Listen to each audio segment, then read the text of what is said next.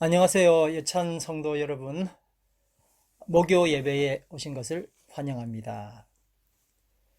오늘은 이미 예고해 드린 것처럼 신명기 2장을 본문으로 해서 말씀을 나누기를 원합니다.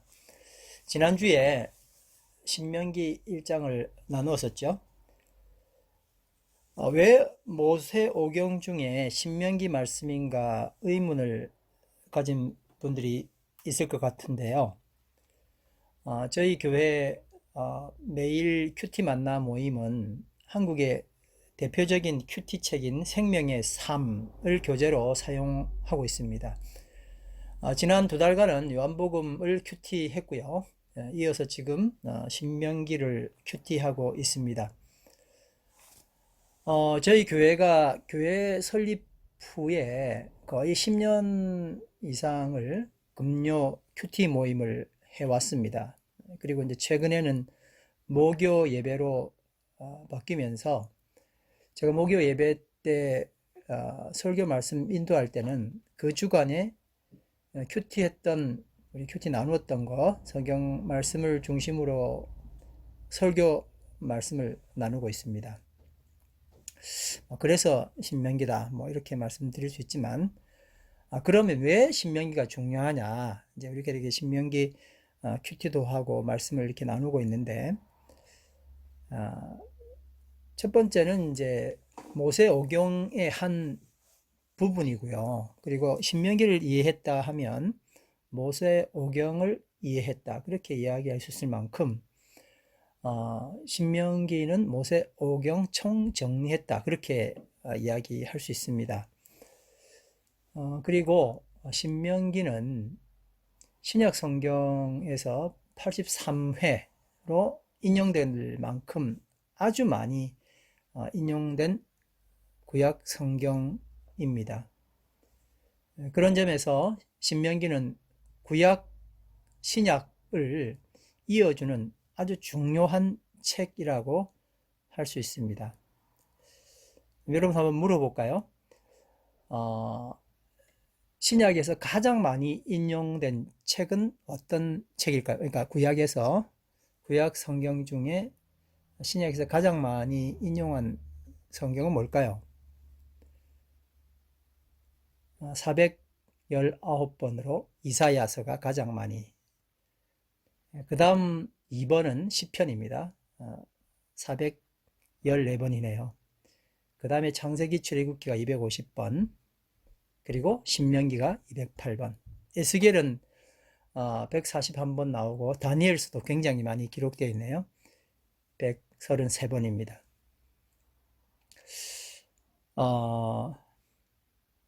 예수님께서 시험을 받으셨을 때에 말씀으로 이 시험을 이기셨잖아요. 어느 성경에서 예수님 말씀을 인용하셨을까요? 최고 많은 이사야, 시편, 뭐 에스겔, 다니엘 뭐 이렇게 있지만은 세 말씀 다 신명기에서 말씀을 가지고 왔습니다. 그래서 신명기를, 그래서 우리는 시험을 이기는 책이다, 그렇게 이야기를 합니다. 여러분, 이 신명기 말씀을 보시면서 우리가 가지고 있는 여러 가지 괴로운 이야기들, 또는 원치 않는 어떤 단련과 시련이 있었을 때 어떻게 넘어갈 수 있었는지를 신명기 말씀을 통해서 분명하게 답을 얻게 될 줄 믿습니다. 그런 축복이 여러분 가운데 있게 되길 바라고, 모세오경 다 읽지는 않았지만 신명기를 통해서 모세오경을 이해하는 축복도 있게 되길 바랍니다. 오늘 이제 신명기 2장을 할 건데, 신명기 2장을 생명의 삶에서는 이제 3일로 이렇게 나누어서 큐티를 이렇게 범위를 정해서 하게 되었습니다. 저도 오늘 신명기 2장을 제 나름의 큐티했던 은혜를 받았던 말씀을 가지고 3번 정도로 주제를 나누어서 말씀을 드리도록 하겠습니다. 먼저 신명기 2장 4절 말씀. 너희가 세일에 사는 에서의 자손, 곧 너희 친족의 땅 경계를 지나갈 때에는 그들이 너희를 두려워할 터이니 매우 조심하여라. 에서 자손을 친족의 땅이라고 이야기했고 두려워할 수 있으니까 조심해서 지나가라 그렇게 말했습니다. 더군다나 5절 말씀입니다. 그들의 땅은 한치도 너희에게 주지 않았으니 그들과 다투지 말아라. 세일산은 내가 에서에게 유산으로 주었다. 이렇게 말씀하셨습니다. 세일 땅은 에서의 땅이다. 그렇게 말씀하신 거죠. 그 다음에 9절 말씀 보겠습니다. 9절 찾으셨죠? 네, 9절입니다.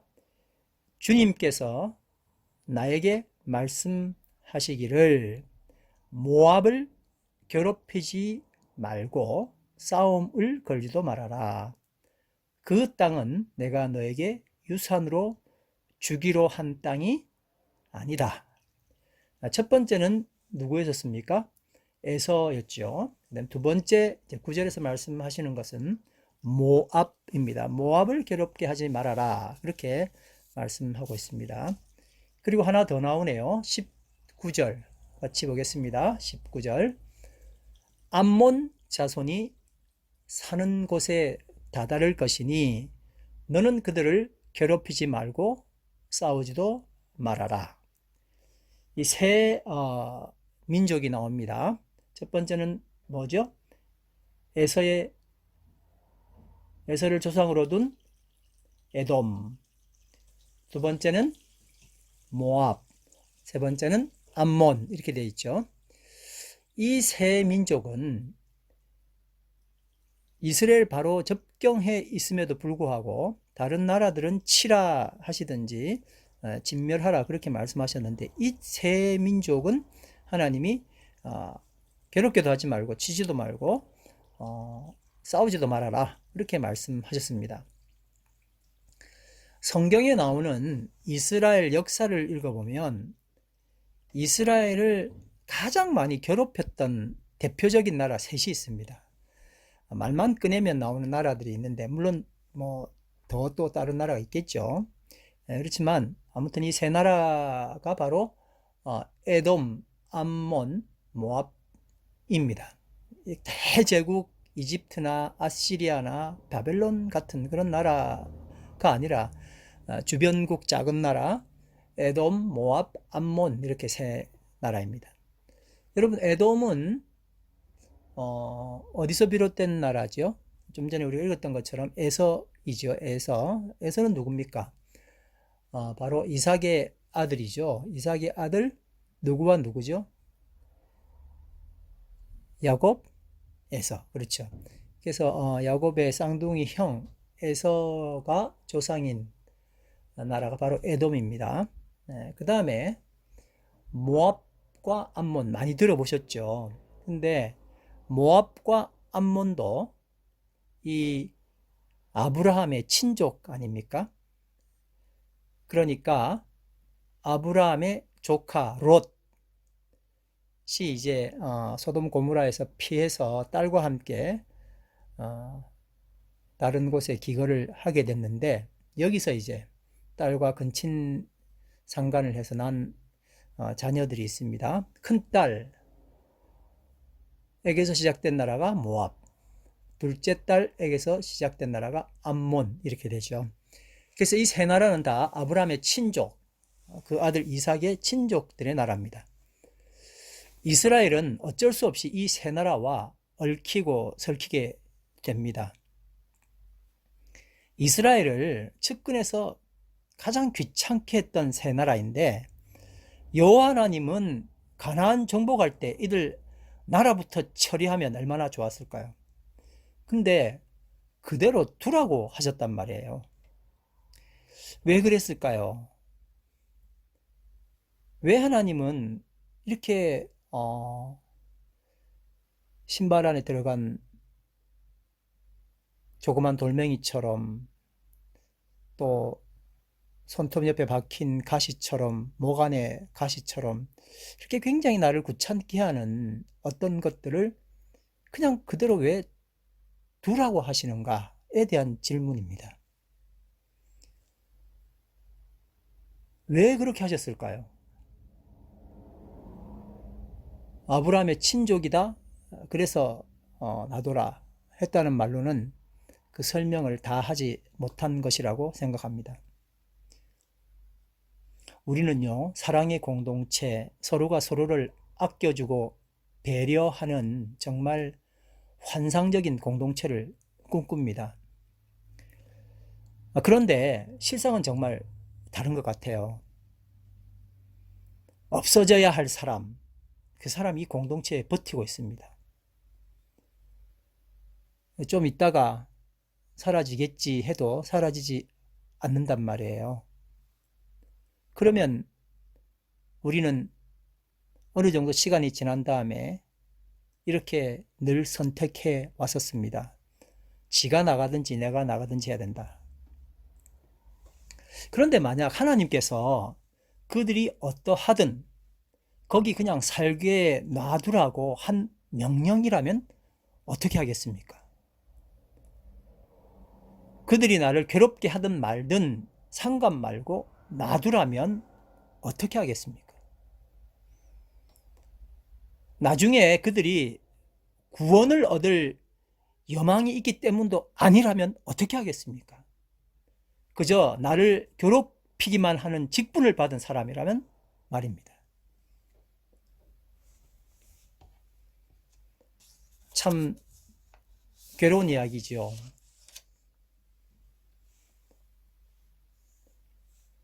여기 암몬 자손들은 여러분 요르단 수도가 어딘지 아시죠? 암만이지 않습니까? 이제 그 곳에 요르단에 이제 이 후손들이 다 같이 아마 살고 있는 것 같습니다. 참고로 말씀드렸는데 이분들이 아직도 이스라엘을 괴롭히는 그런 일들을 하고 있죠. 아마 이 암몬, 에돔, 모압 세 민족이 지금 요르단에 아마 섞여 살고 있다 그렇게 저는 알고 있습니다. 여전히 이스라엘을 괴롭히는 한 축이 되고 있습니다. 우리 이야기 계속하겠습니다. 우리의 멋진 공동체의 꿈 이렇게 사라지는 것일까요? 이것은 일장춘몽인 것일까요? 하나님은 그냥 이 세 민족, 가장 이스라엘을 괴롭게 하고 귀찮게 만드는 이 세 민족을 그냥 두라고, 괴롭히지 말라고 오히려 그렇게 말씀하셨단 말입니다. 여러분, 이스라엘 옆에는 에돔, 모압, 암몬이 있어야 비로소 이스라엘입니다. 없어져야 할 것은 하나님이 미리 없이 하시겠지만 반드시 있어야 할 것은 그것이 내 눈에 가시라 할지라도 그냥 두십니다. 하나님의 목적은 우리가 편안하게 사는 것이 아니라 하나님만 바라보며 어떠한 환경에도 평안을 누리며 사는 것입니다. 다시 한 번 더 강조해서 말씀드리겠습니다. 하나님의 목적은 우리가 편안하게 사는 것이 아니라, 편안한 공동체가 아니라는 이야기입니다. 하나님만 바라보며 어떠한 환경이 있다 할지라도 평안을 누리며 사는 것입니다. 환경을 바꾸는 것이 아니라 그 환경이 어떠하다 할지라도 우리가 하나님 안에서 하나님만 바라보며 평안을 누리는 것, 이게 하나님의 목적입니다. 오늘 우리가 이렇게 한번 같이 기도했으면 좋겠습니다. 여호와 하나님, 내 나름의 삶의 잣대로 누구는 없어져야 하고 누구는 내 옆에 오래 남아야 한다고 그동안 엄청 가슴 아리해 왔습니다. 이제 하나님이 내 옆에 그 원수를 그냥 두신 깊은 뜻을 알게 인도하여 주시고 하나님의 뜻을 비록 잘은 헤아리지 못하나 그 뜻에 즐겨 순종하게 하시옵소서. 예수님 이름으로 기도드립니다. 첫 번째 큐티였습니다. 두 번째 큐티 또 나누겠습니다. 24절, 25절 말씀입니다. 너희는 일어나 행진하여 아르논 골짜기를 건너라. 내가 헤스본 왕 아모리 사람 시혼과 그의 땅을 내 손에 넘겼은즉 이제 더불어 싸워서 그 땅을 차지하라. 좀 전에 우리가 에돔, 모압, 암몬은 그냥 두어라 그랬는데 이제 지금은 쳐서 멸하라라고 이야기하는 민족이 나옵니다. 25절 오늘부터 내가 천하 만민이 너를 무서워하며 너를 두려워하게 하리니 그들이 내 명성을 듣고 떨며 너로 말미암아 근심하리라 하셨느니라. 좀 전에 나누었던 큐티 내용과 지금 큐티 내용은 굉장히 상반된 이야기가 됩니다. 그렇죠? 하나님께서는 우리에게 이렇게 말씀하시죠. 하나님께서 원하시는 자와 싸우고 하나님이 원치 않는 자와는 싸우지 말아야 한다는 것입니다. 다시 한번 해볼까요? 하나님께서 원하시는 자와 싸우고 하나님이 원치 않는 자와 싸우지 말아야 한다. 그런데 우리는 어떻습니까? 내가 싫어하는 사람과 싸우고 내가 좋아하는 사람과 잘 지내지 않습니까? 기준이 어딥니까? 내 위주죠. 내 위주.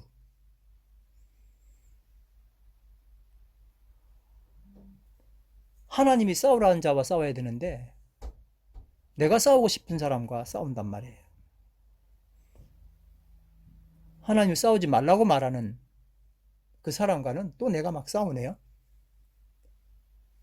근데 여러분 이것은 어떤 문제를 일으킬까요? 뭐 그냥 그렇게 살면 되는 게 아닙니까? 이렇게 말할 수 있습니다. 이렇게 되면 하나님의 섭리, 하나님이 하시고자 하시는 어떤 일에 문제가 생기기 시작합니다.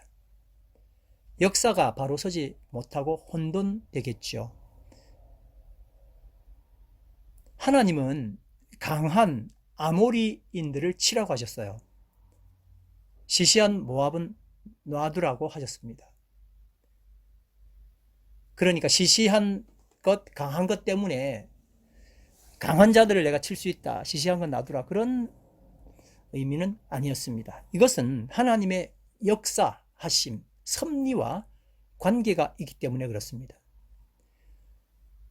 그냥 아주 단순한 생각으로 만약에 이스라엘이 모압을 쳤다면 어떤 일이 일어났을까요? 쉽게 말하면 다윗 왕은 출생하지 못합니다. 모압 여인 룻에게서 결국 다윗의 할아버지 오벳, 그 다음 때가 누구죠? 이세, 그 다음 누구죠? 다윗. 그래서 이 다윗은 결국 예수 그리스도의 뿌리, 그 뿌리에서 탄생하게 된 것 아닙니까? 그럼 아모리족은 왜 멸절해야 하나요? 우리는 창세기 15장을 읽으면 언제나 이런 무슨 말인지 잘 모르겠다는 그런 의문 갖는 말씀이 아모리족의 죄악이 이 땅에 아직 가득 차지 아니했다 하는 그런 말씀을 본단 말입니다. 한번 읽어볼까요? 창세기 15장 16절. 창세기 15장 16절입니다. 이제 하나님께서 아브라함에게 그들의 자손을 바다 모래처럼 하늘의 별처럼 많게 하시겠다고 하시고 난 다음에 이들이 어떤 일들을 당할 것인지에 대해서 아브라함에게 그 자손들의 미래에 대한 이야기를 해주셨잖아요. 그거 말씀 중에 있는 거죠. 너희들이 다 이제 애굽으로 간다 하는 그런 말씀을 하시고, 그리고 난 다음에 너의 자손은 1, 2, 3, 4, 4대 만에 이 땅으로 돌아오리니 이는 아모리 족속의 죄악이 아직 가득 차지 아니함이니라 하시더니, 아모리 족속의 죄악이 아직 덜 찼기 때문에 이제 돌아오게 되면 꽉 찬다는 이야기잖아요. 4대 만에 여기를 돌아온다. 다시 이 가나안 땅으로 돌아오게 되는데 그때는 아모리족의 죄악이 가득 차 있다. 내가 심판할 것이다 하는 그런 의미를 창세기에 담아 놓으신 거예요. 창세기 15장에 그것도. 그리고 4대를 지나서 이제 이스라엘 백성들이 이집트를 탈출하여 그야말로 이제 가나안 땅에 들어오게 되는, 바로 그 초입에 들어오게 되는 그 역사를 이야기하면서 지금 이 이야기를 하는 겁니다. 이스라엘 백성이 애굽에서 약속의 땅으로 돌아온 것은 아모리 족속의 죄악이 가득 차는 시기와 일치하였습니다. 하나님은 우리가 시계를 1, 2, 3, 4, 5 이런 그 숫자를 보고 시간이 몇 시다 이렇게 이야기하는 것처럼 하나님은 이스라엘 백성이 4대 만에 돌아오는 그 시간표를 아모리 족의 죄악이 관영함이라고 표시를 해 둔 것이죠.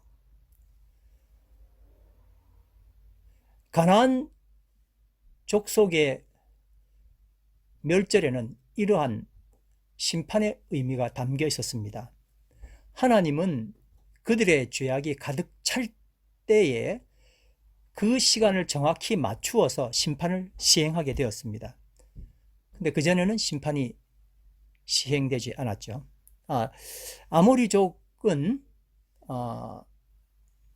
너무 생뚱맞죠. 누군지 잘 모를 수 있는데 굉장히 가까운 데 있습니다. 노아 아들 세 사람이 있습니다. 셈, 함, 야벳이 있는데 노아 아들 함, 그리고 함의 아들 가나안, 그리고 가나안의 10아들 중에 한 사람이 아모리입니다. 아모리가 이제 조상이 되는 거죠. 그래서 아무튼 하나님의 의도에는 여러 이유가, 아주 많은 경우의 수가 정말 퍼즐 맞듯이 딱딱 들어맞는 겁니다. 우리는 그걸 다 알 수 없고 또 알려고 노력한다고 알아내질 수도 없는 것 같습니다. 하나님의 의도는, 그래서 우리는 순종하는 것 외에는 다른 도리가 없지 않습니까? 근데 가장 중요한 것은 하나님께서 원하시는 자와 싸우고 하나님이 원치 않는 자와 싸우지 말아야 한다는 것이 얼마나 중요한지를 우리는 알아야 합니다. 그래서 이제 한번 우리가 이렇게 같이 기도해 보겠습니다. 여호와 하나님, 오늘도 저는 적군과 싸우지 않고 아군과 피 터지게 싸우고 돌아온 어리석은 장수입니다. 자존심 세우느라, 기싸움 하느라 자꾸 아군과 싸우고 있습니다.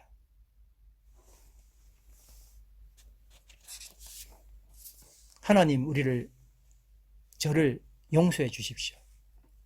그리고 적을 분별할 줄 알고 아군을 분별할 줄 아는 명장이 되도록 인도하여 주시옵소서.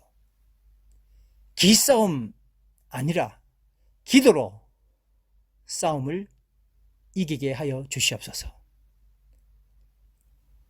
이제 세 번째 이야기입니다. 신명기 2장 30절 말씀 같이 읽겠습니다. 2장 30절입니다. 헤스본 왕 시혼이 우리의 통과하기를 허락지 아니하였으니 이는 너의 하나님 여호와께서 그를 내 손에 붙이시려고 그 성품을 완강케 하셨고 그 마음을 강팍케 하셨음이라. 오늘날과 같으니라. 여러분, 방금 읽었던 30절 말씀을 보면서 매우 불편함을 느낄 수 있습니다. 하나님이 헤스본 왕 시온의 성품을 완강하게 하셨고 그 마음을 강팍하게 하셨다는 것 말입니다. 그렇다면은 지금 읽었던 이 30절 말씀의 내용이 어떻게 바뀌면은 내 마음이 불편하지 않을까 생각을 해봅니다. 하나님이 그의 성품과 마음을 완강하게 강팍하게 하셨다는 말 대신에 그가 스스로, 그 스스로가 성품, 그 스스로 마음이 완강해지고 강팍해져서 하나님이 심판하셨다. 이렇게 하면은 불편하지 않을 것 같죠. 근데 다시 질문을 한번 해보겠습니다. 나는 왜 이 30절 여행이 불편할까요? 하나님의 불공평함, 하나님의 편애, 하나님 마음대로, 이런 이유들이 마음을 불편하게 만들었습니다. 나는 자주 하나님을 사람의 선악 기준, 도덕 기준 속에 가두어 두기를 잘합니다. 하나님은 반드시 이렇게 해야 한다고, 하나님이라면 이런 것은 하지 말아야 한다고 이렇게 규정하죠. 그러나 하나님은 선한 일을 하시는 것이 아니라 하나님의 하시는 일이 선한 겁니다. 다시 말씀드립니다. 하나님은 선한 일을 하시는 것이 아니라 하나님이 하시는 일이 선한 것이라고. 한번 따라 하실까요? 하나님은 선한 일을 하시는 것이 아니라 하나님의 하시는 일이 선한 것입니다. 어떤 이의 성품과 마음을 강팍하게 만드셔서 멸망하게 하시거나 어떤 이의 성품과 마음을 부드럽게 만드셔서 반드시 구원을 얻게 하시는 것은 하나님이시기에 하실 수 있는 고유 영역입니다. 그러셔야만 하나님이 하나님 되시는 겁니다. 그렇지 않습니까? 그리고 이 어떤 것도 감히 선하지 않다 말할 수 없습니다. 하나님이 하시는 어떤 일도 그것은 선하시기 때문입니다. 이제 같이 기도하겠습니다. 여호와 하나님, 저는 너무 자주 하나님을 축소하는 죄를 범합니다. 나를 끝까지 참견하시고 반드시 구원하시는 그 열심 때문에 저는 이 자리에서 주님을 찬양하게 되었습니다. 그러니 더 이상 하나님이 하나님 되시는 그 작정하심에 감히 어리석은 의심을 품음으로 하나님께 욕을 돌리지 않도록 인도하여 주시옵소서.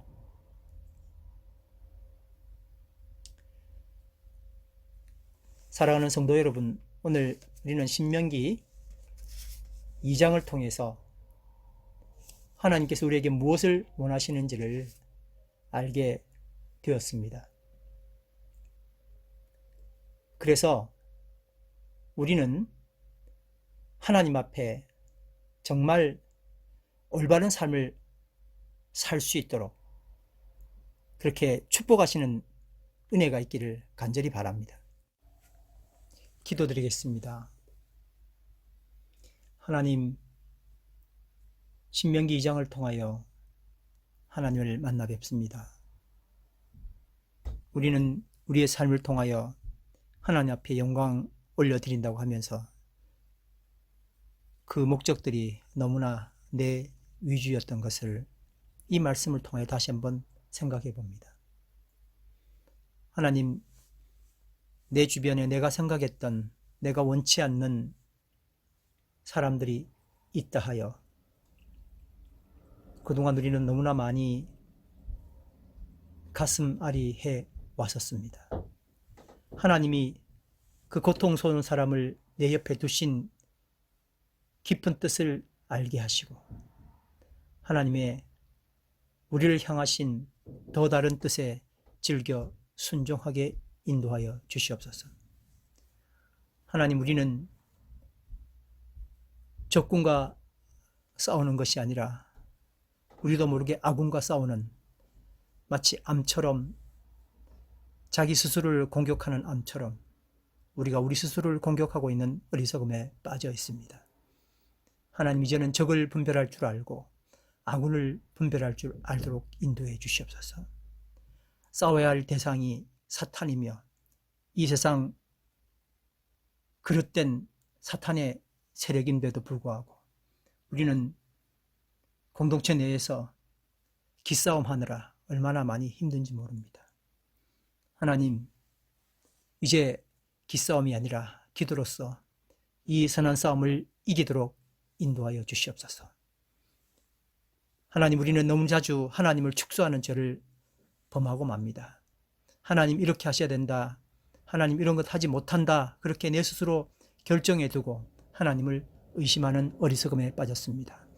절대적으로 주님만을 의지하며 주님의 뜻에 순복할 수 있는 하나님의 자녀들 다 되도록 축복해 주시옵소서. 하나님, 이 시간에 다시 한번 저희들 주님 앞에 겸손하게 무릎 꿇어 기도합니다. 이 고통스러운 순간을 주님, 주의 뜻 가운데 해결해 주시기를 간절히 바랍니다. 특별히 저희들 잘 견뎌낼 수 있도록 인도하여 주시옵소서. 하나님, 인간인지라 여전히 힘들고 어떨 때는 절망에 빠지기도 합니다. 경제적으로 그리고 육신적으로 저에게 사탄이 엄습해 올 때는 견디지 못할 때도 있습니다. 그러니 하나님, 저희를 불쌍히 여기시고 우리를 붙잡아 주시고 견디지 못하는 시험 가운데 빠지지 아니하도록 저희를 주님, 당신의 강력하신 팔로 붙잡아 주시옵소서. 손 놓치지 않게 인도해 주시옵소서. 하나님, 뉴질랜드 한 달 계획하고 있습니다. 이제 한 주 지나갔습니다. 남아있는 또 3주가 어떻게 지나갈지도 모르고 그리고 또 어떻게 연장될지도 모르는 상황 가운데 있습니다. 앞이 계속 암담하고 어두워져 가고 있습니다. 그러나 주님, 이것은 주께서 우리를 축복하시는 또 다른 면임을 느끼게 해주시고 이제 나를 챙기는 어리석음에서 벗어나서 세상을 살피고 주변 사람을 살펴내는 그런 하나님의 사람, 하나님의 아들 될 수 있도록 이 시간 주님 축복해 주시옵소서. 하나님, 잘 견딜 뿐만 아니라 능히 견디고 이 세상의 빛과 소금이 될 수 있도록 저희를 축복하시옵소서. 찬양과 감사를 올려드리며 예수님 이름으로 기도드립니다. 아멘.